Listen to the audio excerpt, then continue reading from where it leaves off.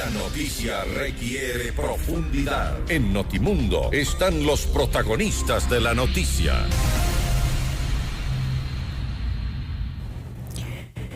Y saludamos al ingeniero Enrique Pita, él es vicepresidente del Consejo Nacional Electoral. Ingeniero Pita, muy buenas tardes y gracias por acompañarnos. Le saluda María del Carmen Álvarez. Saludos cordiales, María del Carmen, saludos cordiales a quienes nos escuchan, a sus órdenes. Vicepresidente, como lo dijimos hace un momento, pues hay complicaciones al momento en la organización del proceso electoral para febrero del 2023. Para comenzar, cuéntenos un poco si además de estas complicaciones que están quedando en evidencia, se está pues cumpliendo con el calendario establecido para las diferentes actividades. Gracias. Bueno, en primer lugar, nosotros tenemos un calendario que ya fue aprobado en su oportunidad, que es el que determinó que en febrero 6 del próximo año se van a llevar las elecciones de carácter seccional y también de miembros del Consejo de Participación Ciudadana. Nuestro calendario está en vigencia, ya hemos agotado etapas, como por ejemplo el tema de cambios de domicilio que se están realizando en este momento, la zonificación, esto implica creación de nuevas zonas electorales para acercar el sitio de votación a los ciudadanos, también ya se ha cumplido, y vamos para adelante. En este momento estamos en discusión con el Ministerio de Finanzas el presupuesto, que va a ser pues obviamente la herramienta que nos permitirá acometer una serie de trabajos que están pendientes y que podrían verse perturbados si esto no se concluye en el poco tiempo, en un corto plazo. Pero estamos trabajando. Hasta el momento no tenemos ningún tipo de conflicto ni de demora que pudiera afectar nuestra gestión futura. El presupuesto es fundamental, claro.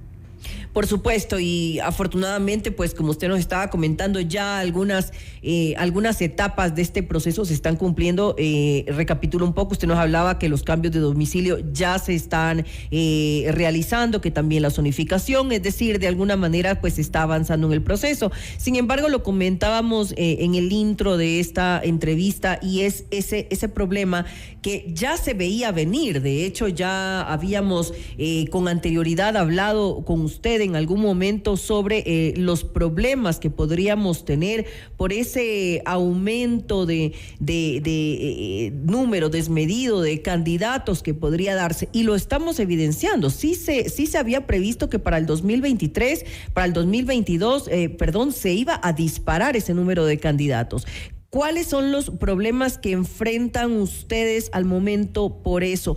¿Cuánto podría aumentar, cuánto podría afectar en el presupuesto que ya había sido considerado? Además, también tomando en cuenta que en la parte logística también hay una afectación. Bien, en realidad no podemos calcular el impacto que pudiera tener una cantidad tan grande de candidatos. Primero, yo creo que hay que puntualizar un detalle.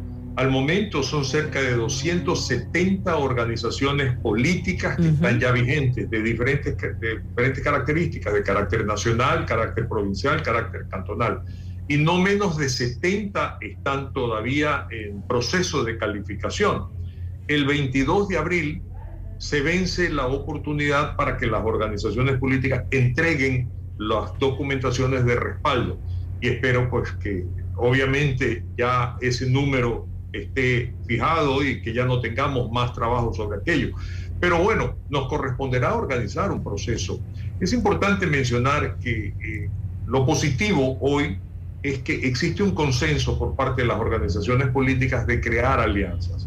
Y esto va a ser bueno, porque por un lado, alianzas de organizaciones políticas de más o menos afines en cuanto a su ideología, declaración de principios, va a permitir disminuir la cantidad de candidatos. Pero claro, manejar un proceso electoral con una cantidad de candidatos es bastante complicado, especialmente por temas de comunicación, por temas de calificación de las candidaturas, por temas de todos los procesos de democracia interna que nos corresponde a nosotros supervisar, porque todas las candidaturas tienen que generarse a través de procesos de democracia interna. con delegados del Consejo Nacional Electoral. Y eso va a ser una tarea realmente fuerte.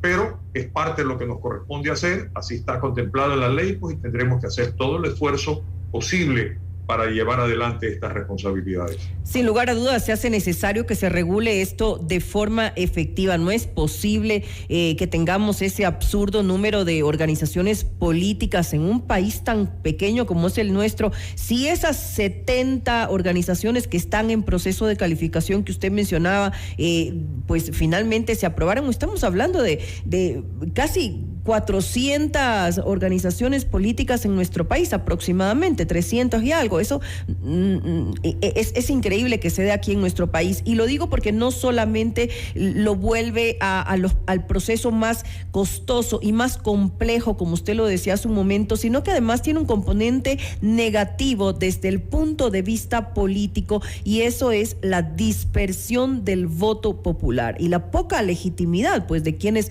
resultan vencedores en las elecciones. Ya lo vimos, por ejemplo, con Jorge Yunda, que accedió a la alcaldía únicamente con el 21.4% de votos válidos. En efecto, esa es una consecuencia de una dispersión tan grande en un país pequeño, con un electorado realmente menor, con más electores que están capacitados para votar, tener tantas organizaciones políticas. Al final del día, el problema es el código de la democracia. Uh-huh. En este país, usted puede organizar un partido político si se une a varias personas con sectores representativos en diferentes cantones, arman una directiva, preparan una declaración de principio que casi siempre es copiada de otras declaraciones de principio de otras organizaciones políticas, presenta colores e identificaciones, esas directivas, las presenta al Consejo Nacional Electoral, y nosotros estamos obligados a aprobar el entregarle la documentación para que usted pueda ir a recoger firmas. Y en este país la gente firma por cualquier cosa, uh-huh, y usted presenta las firmas y nosotros hacemos la revisión, y si cumplen con los términos en el número correspondiente, pues lo aprobamos. Esto no debe ser así, debería existir mucho más rigurosidad. Así es. Y no ser tan simple, que es igual al ser candidatos en este país. Esto es muy simple, ser candidato, ¿verdad? No se exige más allá que la edad, ni siquiera formación, y cualquiera es candidato, y al final del día se produce lo que usted bien dice, o por un lado dispersión del voto, y por otro lado que la gente de alguna manera no tiene opciones para votar más allá que cara bonita, porque bailan, porque cantan, por lo que sea.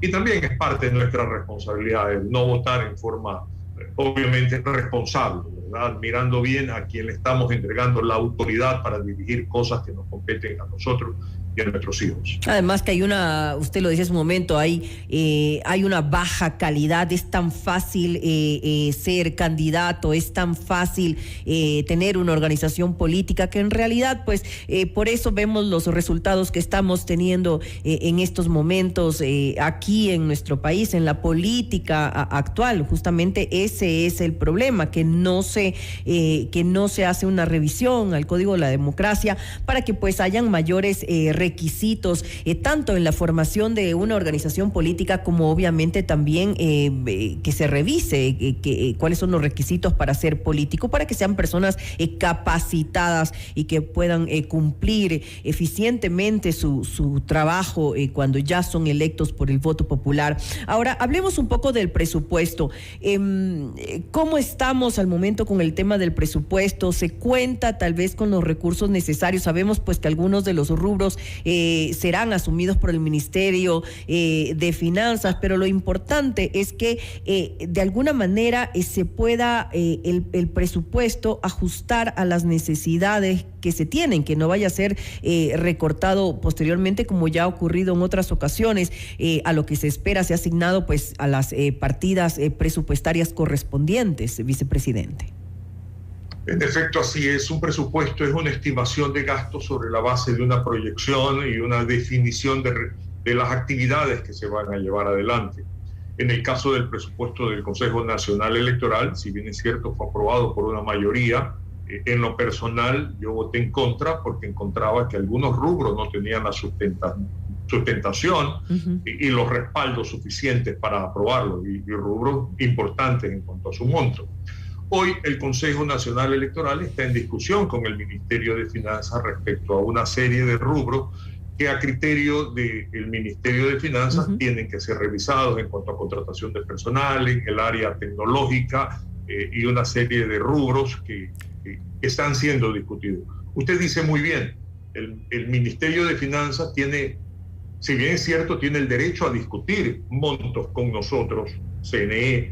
Al final del día, tampoco se trata de que la decisión final simplemente sea sobre la base de esto es lo que tengo y esto es lo que te doy. Porque un proceso electoral no es un proceso que usted pueda disminuirle calidad, no pueda disminuir etapas, disminuir responsabilidades. Al final del día, nosotros se nos juzga por la transparencia, la eficiencia de una elección. Y para llevar adelante una elección hay que cumplir con etapas y hay que cumplir con actividades fundamentales. Compra de equipo, contratación de personal, el tema de comunicación, etcétera. De tal manera de que está bien discutirlo y creo que están en todo su derecho y sí creo que hay rubros que podrían ser discutidos. Pero esto tiene que hacerse lo más urgente posible, porque si no, sí puede comprometer nuestra... Claro que sí, porque ya se ha planificado de alguna manera. ¿De cuántos estaríamos hablando en esos rubros que podrían ser asumidos por el Ministerio de Finanzas? Eso es una buena iniciativa del Ministerio de Finanzas, de aproximadamente $30 millones, que es la contratación con militares, con Fuerzas Armadas, policía, que ejercen trabajos específicos de apoyo a la gestión, contratación con el Instituto Geográfico Militar, todo lo que es impresión de papelería, contratación con CNT, servicios respecto a equipos informáticos que son puestos a nuestra disposición, enlaces, etcétera. ¿Y por qué asume? Porque va a ser más fácil que el ministerio negocie con ellos, sin, y soy específico, sin que esto salga de las especificaciones técnicas o de los parámetros que nosotros definimos. No significa que yo contrato por este valor y mira tú ya ahora sí cómo cumple. No. Nosotros determinamos los parámetros, los requisitos técnicos para este tipo de contratación y ellos pueden negociar con militares, Instituto Geográfico Militar y tal, los valores y cómo les paga también. Es decir, el CNE sigue coordinando, sigue manejando a pesar de que sean asumidos esos rubros por el Ministerio de Finanzas. No es que pierde ese manejo. Totalmente, y las especificaciones técnicas y la calidad es supervisada por nosotros y los requisitos y exigencias para llevar adelante un buen proceso son determinados por el Consejo Nacional Electoral. Estamos hablando es del valor que es más fácil para el Ministerio de Finanzas negociar con una institución del Estado y decir, ok, te pago así, te pago allá o cruzo deuda, pero ese es un problema de relación económica. La calidad del servicio no puede ser disminuida. Vicepresidente, debo cerrar esta entrevista, pero no quiero hacerlo sin antes consultarle si se plantea una consulta popular, algo que de alguna manera ha sido pues anticipado, pero no confirmado hasta el momento por el gobierno. ¿Estaría el CNE preparado para llevarla a cabo? Es decir, ¿hay el tiempo necesario? ¿Hay los recursos necesarios también? En primer lugar, una vez que si se diese la aprobación por la Corte Constitucional de las preguntas o de las potenciales preguntas que el gobierno quisiera impulsar en una consulta popular, 15 días después de ser notificados, tenemos que convocar la consulta popular y 60 días después se tendría que dar tal consulta popular. Vamos a tener que trabajar dos procesos al mismo tiempo. Podría suceder que ciertas actividades que te acuerdan en relación con la consulta popular ya las estamos desarrollando, pero se superponen los dos eventos. No podemos dejar de organizar el evento de febrero del próximo año por la consulta. Vamos a tener que trabajar doble en este tiempo. Por la logística. Pero se podrían abaratar costos también. Ciertos rubros, ¿verdad?, que ya están siendo ejecutados. Nuestro personal también tendría que esforzarse un poco más en cumplir ciertas actividades, pero al final del día, pues, es un evento paralelo. Habrá en un momento dado algunas actividades que podrían superponerse, pero tiene un costo y eso tendrá que asumirlo el Estado. ¿Cuál es el costo aproximado que tiene una consulta popular? La única referencia que tenemos es la consulta popular o referéndum del 2018, que tuvo un costo aproximado de $45 millones.